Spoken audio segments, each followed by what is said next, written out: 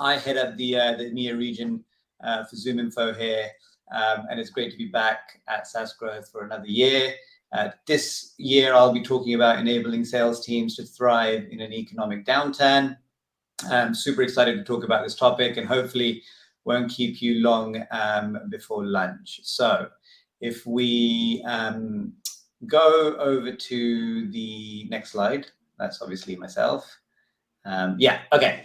So enabling sales teams to thrive in economic downturns. Now, that I think is a extremely important topic in terms of where we are today and what we've noticed over the last couple of weeks, months, and even coming up 2 years now.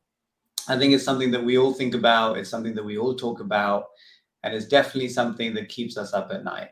Now, the economic dynamics over the past couple of years have actually forced companies to rethink how they currently do business. And there's been a couple of folks today that have mentioned, over the last couple of months, we've seen a large number of layoffs. What we also continue to see across businesses is that we're continuously cutting resources, we're lowering customer support standards. And the one thing that we've seen a lot of, in fact, actually, we also kind of preach, is the consolidation of your tech spend. I think that's been a big one for a lot of businesses, especially sitting in that mid-market section where, we grow rapidly, but then we also consolidate just as fast when, the economy kind of takes a turn on us. So businesses that have made conscious and calculated choices during the downturn have seen a positive impact overall. They've been able to keep morale high when, predominantly things are not going the way that they should be. And they've been able to position themselves ahead of the competition. I think the most important thing that businesses have been able to do is to plan on a recovery from the downturn. So what are the building blocks that we're putting in place today in order to really have that rapid growth when the economy recovers? I think that is something that we've done and something that, businesses that are effectively trying to, work this motion will do in order to bounce back effectively. So if we go on to my next slide, I think there are 3 areas that we have focused on as ZoomInfo in EMEA specifically that I feel that has really helped us thrive in the region. And I've categorized them in 3 different areas. I think the first one, align your team on your business North Star. What do I mean by that? Basically what I'm saying here is I'm just saying set guidelines for your reps, right? Refocus on the go-to-market fundamentals. And really get the basics in check, get the basics right? Like without having the basics in a good place, we're not really going to make the kind of movements that we want to make in terms of really getting our teams to thrive in this challenging time, right? So what do I mean by that? Whatever your matrix are, whether it's calls, emails, meetings, whatever they may be, get them solid, get them working to benefit your business growth. Meeting agendas, again, very basic, like, are we sending them? Are we not sending them? Let's make sure that we are. Meeting follow-ups, I think it's critical that we send up a follow-up email to whoever we're speaking to within 5 or 10 minutes at the very most, to get the maximum potential of that conversation and that momentum keep moving in the right direction.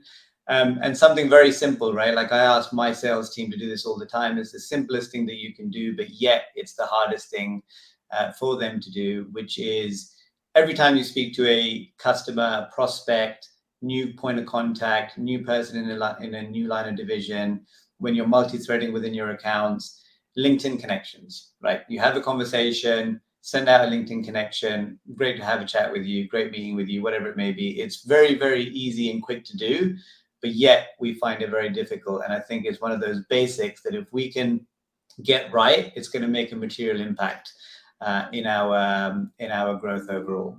The second thing is foster a supportive environment. So pre-COVID, many companies prioritized expansion over profitability. And now we all know that it's all about efficiency. We have to drive efficiencies how do we operationalize those efficiencies within our sales teams, right? What are the guidelines that we put in place? What are the things that are important for us to really start operationalizing those efficiencies?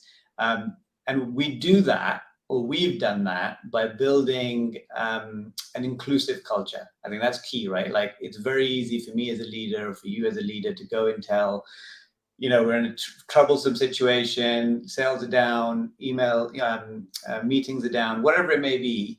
And this is what I think we should do, right? And I think that's great, but it's also more important that we feel everyone has a say in what we should do as a team and as a unit driving this forward.